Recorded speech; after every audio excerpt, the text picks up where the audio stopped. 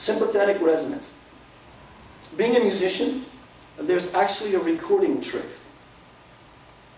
If I was to play an acoustic guitar, and there was another acoustic guitar over here in the guitar stand, and I play an A chord, the A string on that guitar begins to vibrate. And I'm not even touching it. It's because they are of like vibration, and they begin to respond to each other. This is called sympathetic resonance. Definitions. I'm really big on definitions. I find that they create clarity. They take the argument out, because we as a species agree that the dictionary is our basis for language. The definition for sympathetic, this is a sympathetic universe. It loves you so much. God loves you so much. No matter what it is you want, it is granted. God could be likened to a wishing tree. And through that unconditional love, it gives you what you want. Sympathetic, pertaining to vibrations produced by a body as the direct result of similar vibrations in a different body. Compared to the guitar. Why people come in your life? Those bad people. It's because we have a certain characteristic about ourselves that are bringing that to us. If God is omnipresent everywhere, included in those bad people, then we are constantly being shown something. Constantly being shown something. And once we learn the lesson, it goes away. Those bad people go by someone else. Resonance. Response to an external stimulus occurring when the frequency of the stimulus is the same or nearly the same as the natural vibration frequency of a system. Sympathetic resonance is a harmonic phenomenon where when a vibratory body responds to external vibrations to which it has harmonic likeness. The law of attraction. If you can imagine when you see pictures of saints, Jesus, they show the halo. The halo is actually energy. If you was to walk into a 98-degree sun, say the temperature was 98 degrees, we would consider that a pretty hot day. Well, we're 98.6 degrees. We are energy. And so we're radiating these halos, these bioenergetic fields.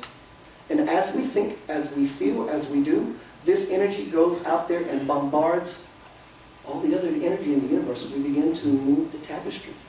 It's kind of like hitting a pool ball. With one pool ball, everything begins to respond. The law of attraction is you get what you think about whether you want it or not. This is why sometimes those people come into our lives that do not serve us. How do I make those people or those situations go away? See it for what it is. It's a learning. It's a tool. You're being shown something. Maybe it's love. Maybe this person I need to love instead of judge and push away. You get what you put your energy and focus on, whether wanted or unwanted. You are a living magnet. Everything draws to itself that which is like itself. Things to consider. This is one of my favorites. Variety causes contemplation. Contemplation produces preference. Preference is asking. Asking is always answered.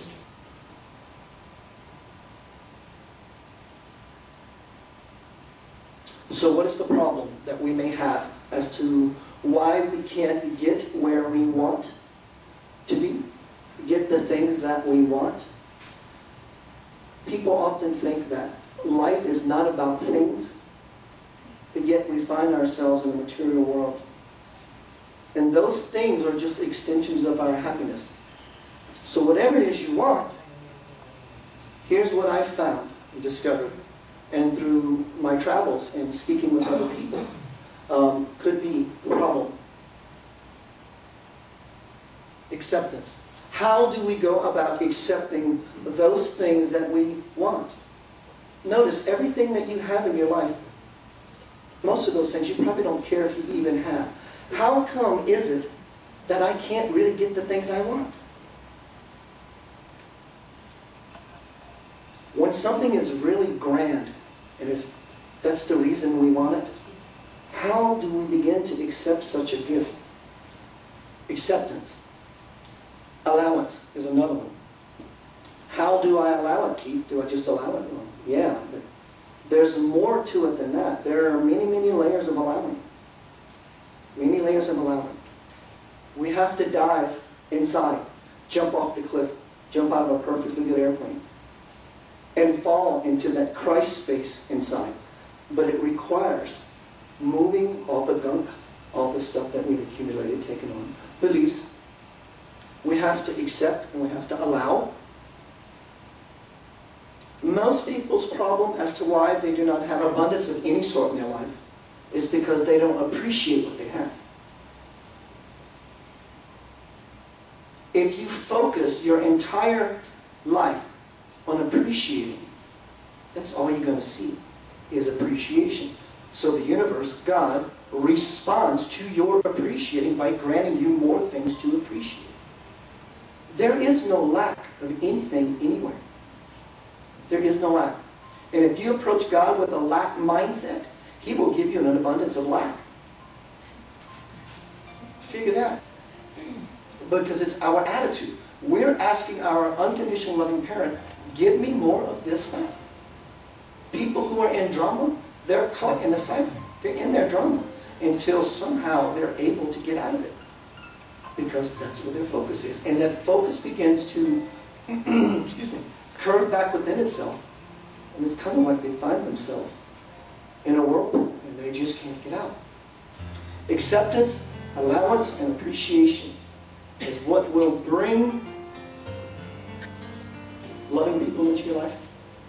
So instead of trying to remove bad people or bad events, that's putting your focus on the things you don't want. And that's not what we're trying to achieve. So the best thing to do is to put your focus on the positive things, the things that you truly want in your life. Wonderful people, wonderful situations, health. The first chapter of the Divine Principle is called Making Conscious Contact. It's what I explained earlier about the event that took place for me in June. Good morning, Keith. It's time for you to wake up. When the voice said, wake up, Keith, it didn't only mean out of my night's sleep. It meant Keith.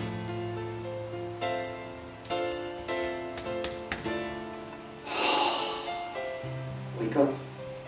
Stop being so hard on yourself. I'm not. Stop being so hard on other people. I'm not.